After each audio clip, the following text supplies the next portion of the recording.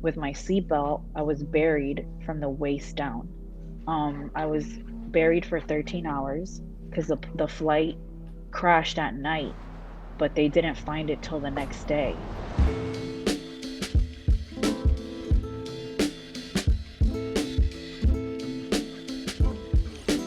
Welcome back to Other People's Lives. I'm Joe Santagato. I'm Greg Dybec. For anyone out there that wants to be a part of the show, don't hesitate to reach out to us. You can go to oplshow.com or send us an email directly at oplpodcast@gmail.com. Yeah, and head over to patreon.com/OPL show if you want to help support the show, and you'll actually get weekly bonus episodes of behind the scenes so you can kind of see us prepare and you'll know what topic is coming up for the upcoming week. So head over to patreon.com/OPL show. So today we're going to be speaking with a woman named Michelle who was on board American Airlines Flight 965. This was a flight that was scheduled to travel from Miami to Cali, Colombia on December 20th in 1995. That flight never made it to its destination. It crashed into a mountain in Colombia, and 151 out of the 155 passengers were killed. And Michelle, who we're speaking with today, is one of the 4 survivors. So, Michelle, thank you so much for being on the show today and taking the time to share this story. Hi guys, thank you so much for inviting me. I'm happy to be here.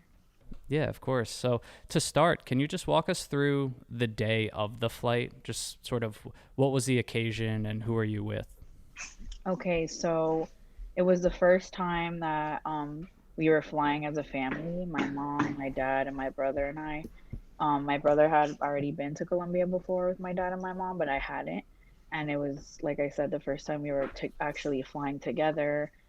It was the first time I was meeting my dad's side of the family over there. It was like supposed to be like the biggest Christmas family reunion that day. Um, I Okay. don't really remember um much like before, just a little bit, that I could tell you guys. I remember just like we were rushing that morning. We were taking a flight from Jersey and then to Miami and then from Miami to Colombia. Um, we were rushing that morning. There was like a big snowstorm that day, and the flights were delayed. We almost like flipped over on the way to the airport because of the ice on the road that morning. And once we got there, they told us that we were able to go on the flight. It was just like a whole rush. Hmm. And I was just really excited. I remember being really excited. It was the first time I was on a plane, and I was just super excited to be with my mom and my dad, and we were flying. It was Christmas. And as far as that, I remember, and then just having like a little argument with my brother right before the plane like started having difficulties. Oh, so while you were on the plane, you were arguing with your brother? We were fighting over the window seat. Me and him were fighting. He wanted to see, like, my dad was like, oh, you could see the lights and everything, like the city. So I was like, oh, I wanted to be at the window. So he got mad and he left and went to the other aisle to sit with my cousin, Michael Claros, that was also on that flight. So, you mentioned that like there was some difficulties. Like, what was happening? Was there turbulence or what was going on with the plane? So, not that I remember, not that I recall, but from what my dad has told, he said that there was like a vibration, like a really strong vibration that the plane started doing, like they were. I'll explain it in a little, but yeah, so there was like shaking, the plane was shaking, and then the lights were flashing, they went off, and everybody started screaming. Those were the difficulties I was talking about. Hmm. That the pilot alerted the all of the people, like, oh, we're 5 minutes or 10 minutes, I'm not exactly sure, that they were almost gonna land, so everybody, fastened their seatbelts, blah blah blah, and then that's when that started happening after. And we didn't mention in the beginning, but how old were you at this time? And how old was your brother? So I had just turned 6 in November 3rd. I had just turned 6, and my brother had just turned 13 in September. So we were both like, he had just turned 13, I had just turned 6. So that's so young to be 6. So in those moments before, I know you mentioned kind of the one of the last things that you remembered is just arguing with your brother over the seat. But was there ever any fear or understanding that something might actually be wrong with this flight, or did that not even cross your mind? No, I don't think that even crossed my mind at that, like, at all. I just remember being super excited. That's it. I just was very excited, and my aunt and my other two cousins were on that flight as well. So we were just excited. That's all I remember. But no, I never even crossed my mind at all. No fear, nothing. Wow. So you've talked about this before, and you've written some pieces, and there's a piece in the Guardian, and kind of touching on what you said earlier. You wrote, "My dad remembers a little more: the plane severely shaking, the lights going off, people screaming. Then the plane crashed into a mountain." So I know you were young and you don't remember that, I guess, chaos and commotion, but at what point did you sort of wake up and understand what was going on? And can you just kind of walk us through those first moments of understanding that the plane had crashed? Yeah, so what I remember, like my dad remembers before. He remembers a lot. He remembers before and more like after, waking up after the plane crashed. I remember I just remember after. Like I remember waking up and I knew, like, I didn't know exactly what was going on, but I knew that I wasn't in my bed. I was like, I know something happened. I'm not in my bed. I'm not, in New Jersey. I remember being on the flight. I just did had no idea we had crashed. And I just remember hearing like the murmurs like of people. I just remember a lot of hearing like a lot of cries and a lot of cries for help is what I remember waking up, and that's when I started shouting for help as well. I started shouting for help in English and in Spanish. I was just like, wow, like, and then eventually, Where were you exactly? Like, what was the scene around you? Were you? Yeah, I'm wondering like what like the plane sort of looked like at this time too. so it was very dark. Like I remember it was just super, super dark, like just like little bits of like little creaks of light like coming in. I didn't I at that time I didn't know that I was like in the middle of the plane, in the middle of the plane. I was literally with my seatbelt, I was buried from the waist down, and I didn't know. I didn't know at the time. Wow. So, I was buried for 13 hours because the flight crashed at night, but they didn't find it till the next day. They didn't find the plane had crashed till the next day. So we were in like a mountain in Buga, it's called in Colombia. It's called Buga, the place where we crashed. And it was freezing. I remember it was so cold. Like a lot of the people that were injured and there a lot of people were alive, but a lot of people died because of hypothermia, because of the cold. I Wow. was I was gonna ask because you said that there was only a few survivors, but at that point, were there? You said you heard murmurs. Was there more people that kind of survived the initial crash? I think so, definitely. Like first, my brother was alive. My brother was alive, and he died at the hospital on like during surgery. He was alive. A lot of people were alive, but like I said, they were, imagine the plane crash at night. They didn't find it till the next day. So a lot of people died because of the cold. A lot of people were freezing, and even I remember my father he's told before the story that while he was trying to get out of the plane, he had to take a blanket from somebody. You know the blankets they give on the plane on American Airlines, that blue one. Mm-hmm. Mm-hmm. He actually had to take it from somebody, and he actually used that to signal the helicopter that kept coming around and around and around. And that's why they saw us, was because my dad, story, that the pilot, well, that the helicopter that was driving the helicopter told, that he just had a feeling, and that he was like, let me just go one more time, like one more time. Like I said, we were in the mountain and there was like so much like trees, and they Mm. couldn't get to us because of that, because I guess we were like in the jungle basically. And Jeez. that's why they saw us, was because my dad had to grab one of the survivors that had the blanket. He was waving it in the air, and that's how they saw us.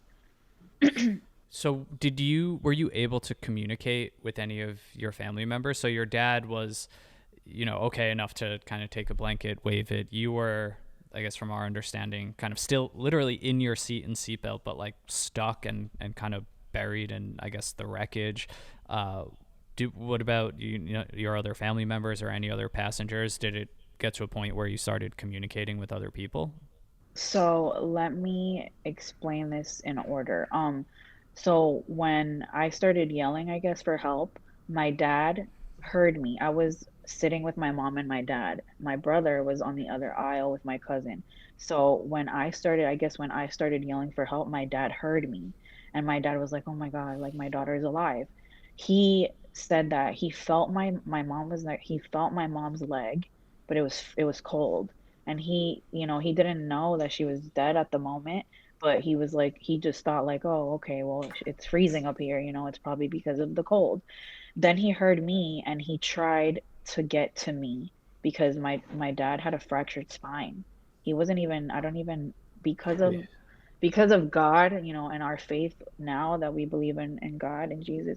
I know that it was God, that helped him get to me, because there was like no scientifical way possible that my dad could have reached me with a fractured spine. Like, he wouldn't have even been able to move. He said he literally had to drag himself, like with his hands. He had to drag himself to me, and he even tried. He said, when I heard him, he was like, Michelle, Michelle, like, and I was like, Dad, I'm really thirsty. The first words that came out of my mouth to him were, Dad, I'm really thirsty. I want water.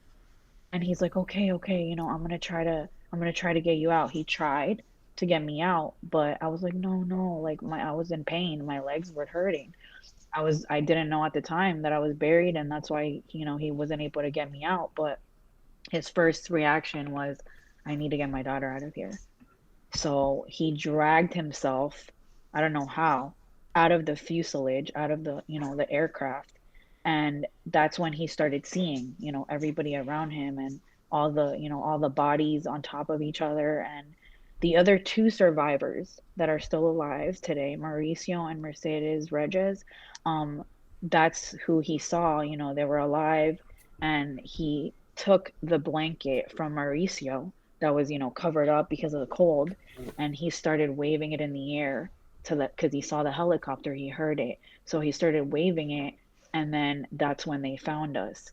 And the helicopter he couldn't get to us, because there was so much trees, and it was just impossible so they had to by foot. The rescuers, the paramedics were like on foot up the mountain. When they found me, they literally took parts of the plane and made a bed out of it. And when they found me, if you guys ever see any pictures online, I literally, my shirt was off and I had just like my little skirt. My legs were so swollen that Wow. you would have thought it was like a 30, 40-year-old woman, if you would have seen my legs and everything.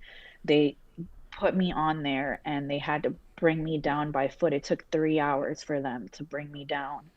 And the helicopter, obviously, finally they brought us up in the helicopter and they flew us to the hospital. But that Wow. was how everything happened. They literally carried you out of the plane on pieces of the plane down a mountain. Yes, yes, down a mountain. And was there like any fire? I imagine like a plane crash would result in some sort of like explosion, right? Yeah, I would have thought the same, but I don't understand how that didn't happen. And it's like the plane like broke in half. And Mm. that's how they found it. But no, nothing exploded, nothing. Thank God, or we probably would have burnt to death. Right. Yeah. At what point also, I mean, you're so young and you're kind of just like looking around, like do you notice like all of the wreckage and you're like, "Oh my god, there's a bunch of people who are dead like around me right now." No, honestly, at that age, I remember as they were bringing me down on that out of that bed, I just kept telling them like I'm really thirsty, can I please have water? And they told me like no, we can't give you water. So they would take a cotton ball and give me drops of water from that cotton ball until I Jeez. finally got to the hospital. And I remember just hearing like just like a lot of chaos and just I just wanted my mom at that point. I know that's I just never I'm never gonna forget that feeling of I want my mom, I want my mom. Yeah, and it like pains me to even ask this question, but right, like as a 6 year old, as this all unfolds and you realize, well, I was with my family, like where's my family? In your case, where's my mom? Do you remember when you found out that your mother and brother did not survive? I really don't remember. I think it's like a I don't know, like a defense mechanism that you just block out just things that are so painful, you know, that you don't want to remember. But I do remember that my dad, that I kept asking my dad, where's my mom? Where's my brother? And my dad told me, like, you know, they, they just kept telling me she was on a trip. Like she was on a trip and she was going to be gone, but she would come back soon. And then obviously when I got older, you know, they were like, you know, your mom is in heaven. And I just remember that, you know, I just remember that little part. Wow, and also, you said that you remember your brother being alive, and when you were being carried away, was he still back where he was, or did he get taken away before you? So, not that I remember, but my dad is the one that tells a story, and he says that he heard my brother asking for help, asking him for help, and he couldn't find him, he couldn't see him, and because my brother was hanging from a tree, and he was very he was very hurt inside. He lost a lot of blood and he I never saw him, but I know that he passed away during surgery because he was just so injured inside. Yeah, Jeez. I can't even imagine, you know, what that is like. And also for you, you said your legs were super swollen. What kind of injuries did you sustain from the crash? So I had a fractured femur, my left leg. I had a fractured femur and my legs are buried from the waist down. I still have the marks of my seatbelt. Like if you like I still have them like on the sides of my hips. And I lost my nerves from the waist down. Like I didn't the doctors told my dad I would never walk in my life, that I would be in a wheelchair forever. And I think if I read correctly, you were in a wheelchair for some time, but you no longer are. Yes, correct. I had years of therapy. Like it was very painful, the recovery. I had to learn how to walk and you know, the only way that I was walking at that time was with these braces that they gave me, the hospital. Like I was in a wheelchair, but they gave me these braces and I had to wear like these orthopedic shoes that I remember I used to hate wearing them and I had to wear them like through basically my whole childhood so that I would be able to walk and I just remember hating to wear those because they were so uncomfortable and that was the only way that I could walk was with those Mm. braces if I wasn't in the wheelchair. But currently now, thank God to the miracle that he made, I fully walk. My legs are fully functional except for one nerve on my right toe that I never recovered. That's incredible. Wow, that's really good to hear. Yeah. So beyond just, I guess, the physical effects of surviving this, I can't even imagine the psychological aftermath of living through that. I mean, you think of things like survivor's guilt, first of all, plus just the trauma of that the fear that, could be instilled in you from something like that. I mean, when did you, I guess, first begin to kind of process all of what happened to you? And do you remember what that was like? Yeah, that's like a really hard question that I've never got asked, but I think that like you just you never fully recover for something like that. I've learned to heal my pain and some of my trauma because of my faith in God, because he's the only reason I'm here and the only reason I've been able to just be where I am today. I think that when I started processing everything was when I first we were we were born and raised Catholic, but we converted into Christianity after the accident. And my dad, I think like 15 years old is when I really started to really realize like, wow, like I'm still here, and I don't know, I don't even think that I'm fully like recovered from that, but but I do the fact that I'm able to talk about it now, I feel like it's been a process, and I am a lot more healed now from everything, like Hmm. growing up, and just because even after, after the accident and the recovery and the therapy and just my dad, my mother passed away, my dad remarried and he had other kids. It was a lot. It was a lot. So I don't know. I just, to answer your question, I don't know. I don't think you really ever fully recover from something like that. Right. It's an ongoing process, it seems, but it just a testament to just the resiliency, just the ability to just continue living, starting over in a sense. I mean, it's just such unimaginable circumstances, and it's crazy because it's a fear that I think almost all of us have had. We all have to get on planes specifically and just give up all control, and that's really scary for a lot of us. And to go through what you did physically, emotionally, but with your family too.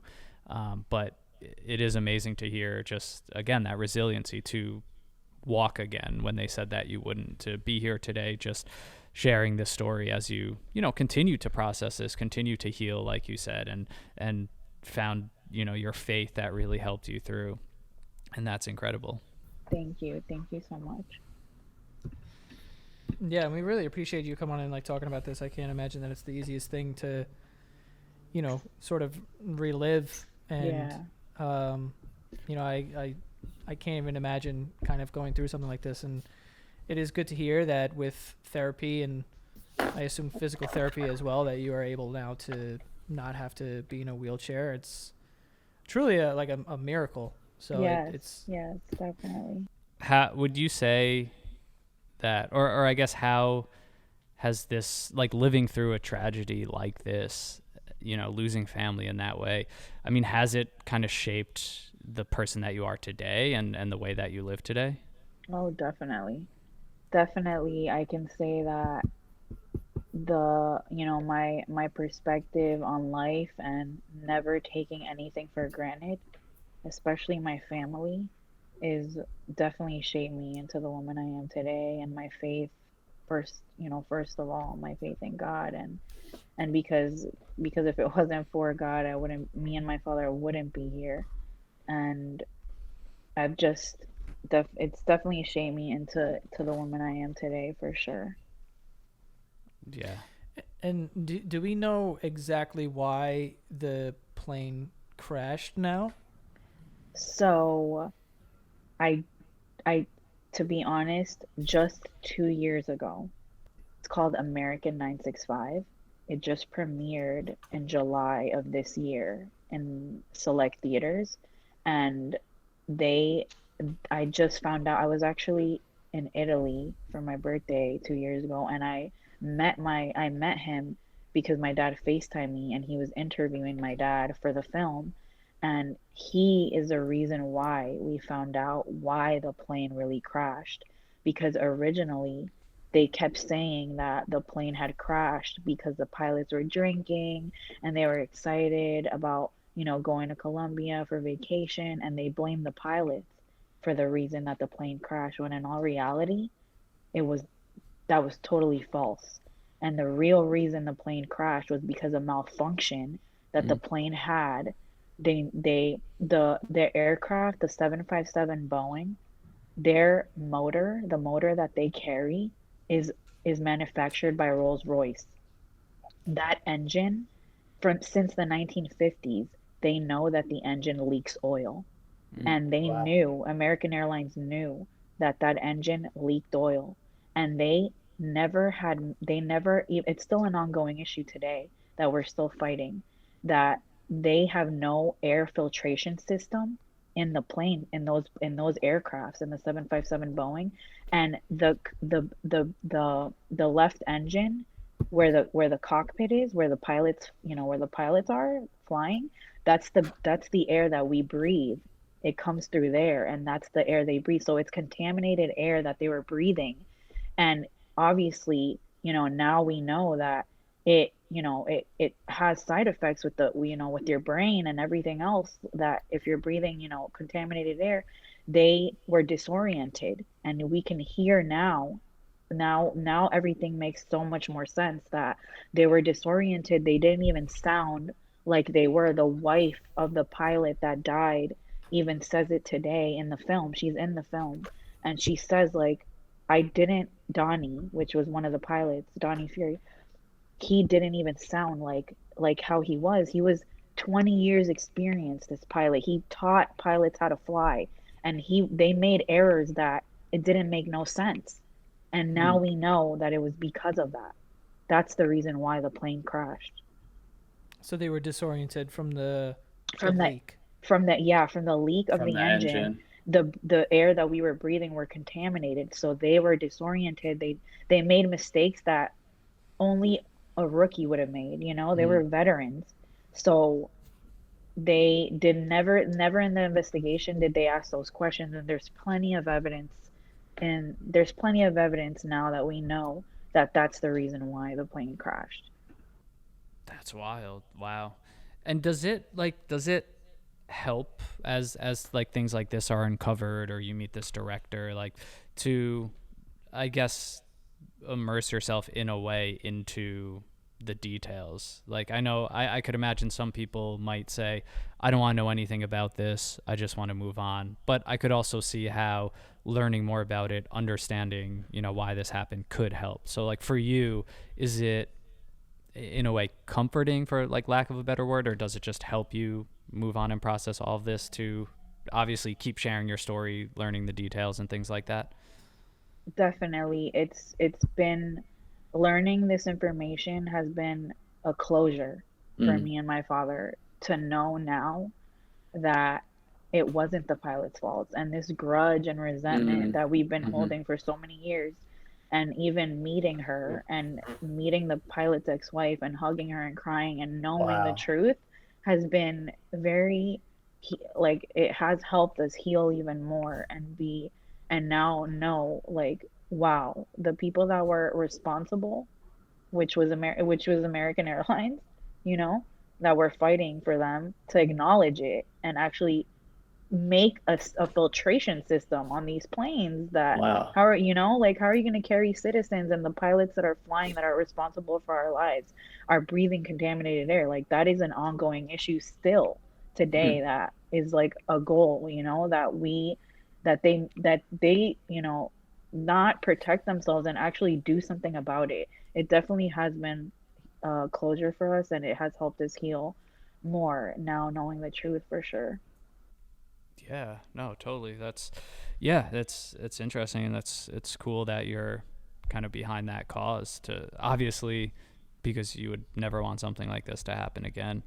But wow, before we wrap, I just want to know if there's anything you haven't covered, or just any kind of last message to leave with anyone. I think it's just for you to just be in the position that you're in, telling this story and being able to, live the life that you're living now with what you've been through. And, I know there's things that I'm sure have weighed so heavy on your mind. Like, I remember reading, you mentioned like a little bit of guilt at first about like switching the seat with your brother, because that could have been different when he was fighting for the window seat, down to, I read something about how the 4 passengers who survived were all seated within 2 rows of each other. So it's like, I can't imagine where your mind goes when you hear something like that, or think back about, your last interaction with your brother. But for you to be able to, move past that and have the faith that you have, and just be able to share this story,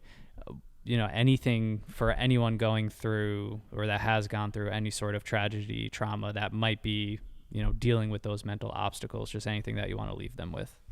Yes, of course. I definitely want to tell everyone out there that, God is real. God is real. I am living proof. Me and my father are living proof of it. He is a God of miracles, a God of second chances. And if you believe in him, then anything is possible. Anything with God is possible. Healing, trauma, I never thought that I would ever heal from something like this, that I would never get over something like this. The the miracles that God has made in my life is the reason why I owe my life to him. And I just want to encourage everyone out there to just, if you don't believe in God, just give him a chance, because believe me that he is definitely a God of miracles, and he will just change your life completely. And also, if you guys, I know you guys have this podcast and everything, but I don't know if you guys have ever heard of the have you guys ever heard of BBC? Yeah. Yeah.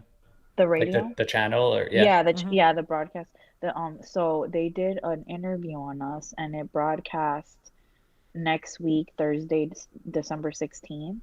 It's going to be 44 minutes long, and it's like a deep, deep interview that you guys, if you guys are interested in listening, it's going to air next week on the 16th, and it really dives deep into our story. Okay, amazing. So that's BBC, December 16th. So that'll, by the time this episode comes out, that will be out for people to check out. But yeah, thank you for sharing that. It's definitely going to be like the highlight of their podcast that day, and they're going to send me a link, so I will definitely share it with you guys. But I just want to thank you guys for reaching out and sharing my story.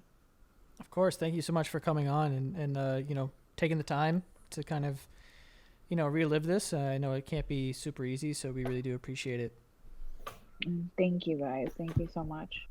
Thank you. Okay. And yeah, send us all that info, and we'll be sure to share it, because I'm sure our listeners and viewers will definitely want to dive even deeper into your story. So thank you so much. Okay, guys. It's been a pleasure. All right. All Have right, a good one. Have a good one. Bye.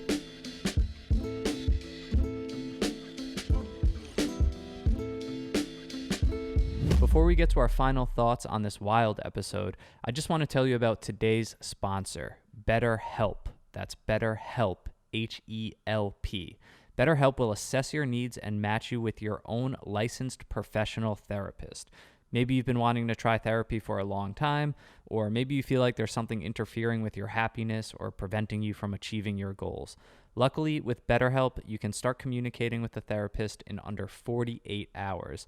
It's all done securely online, so no awkward waiting rooms, and it's more affordable than traditional therapy.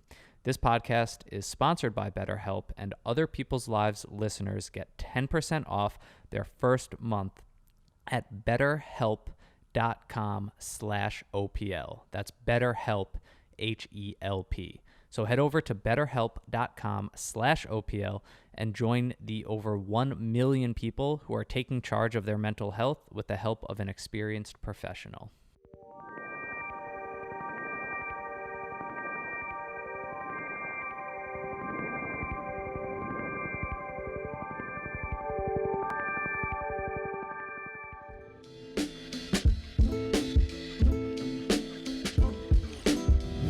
Well, that was just a wild story. I can't even imagine being 6 years old and you're sort of trapped on the side of a mountain. Your legs are trapped too, which was interesting. Like 2 broken legs straight up, and it's freezing. Like, what a nightmare, dude. It's just so it's literally a lot of people's biggest fear. Like, it's to the extreme. I mean, it sounds like it's a plot of a movie, it sounds like, because of how just intense and terrifying that must be. And it's crazy. It's just whenever you hear a story like that, like directly from someone who lived through that, it's a crazy feeling, man, because like she went through that. Like, that is part of her life story. She experienced that. She lost her family. I mean, it's just insane. But it almost like she was 6 years old, so wasn't able to fully comprehend what was happening. Maybe that was like a blessing in disguise also, because imagine being completely aware of what's going on and knowing like all of these people that I know are dead now, and I'm surrounded by dead people. Like her father in that situation. Yeah, dude, her father. And then also it just being freezing and 13 hours. That's wild. Yeah. Like, I can't even imagine, man. And to come away from that and just know that, I don't know, man. That is so rough. And you know, I'm super happy for her to for the progress that she has made through therapy and physical therapy, to be able to, like, she's walking now, fully functional, and you know, it's unbelievable. Yeah, it's unbelievable. I think even from what I read, we didn't get into it, but I think, you know, she has a family of her own now. I believe she has a daughter. I mean, it's just in the simplest form, like the fact that she is here just sharing this story and living life is positive, is good, is just, that's amazing, because a lot of people that go through something like that, I'm sure it wasn't easy for her, but would have a very, very tough time just getting to that point of just normalcy again, you know, and like living life not in just constant fear also, you know, that's because the odds of something like that happening are so slim, but then for it to happen to you, and then to survive it too is even slimmer. Yeah. Like, I'll add a tidbit of positivity. You got to fact check this, but from what I read, there was a dog on board, and the dog somehow survived also. Wow. I know. Isn't that nuts? That is unbelievable. And, you know, wow. Crazy story. And, you know, just really thankful she came on to talk about it with us. Like, it's a good perspective to have, someone who goes through something like that, especially at a young age, and to see their perspective on life, and, you know, be able to see them like get past it, and like you said, start a family of their own. Like, it's all good in that regard. But yeah, very, very wild episode, honestly. But for anyone out there that would like to be a guest on our show, don't hesitate to reach out to us. Hit us on our email, oplpodcast@gmail.com, or just go to our website, oplshow.com. Yeah. Follow us on Instagram at OPL Podcast. Become a patron at patreon.com/OPL Show. And promo code for you guys, if you know about our card game, Pay the Price, just use OPL at checkout at paythepricegame.com, and you get 15% off. Thanks for listening. Yep. See you next time.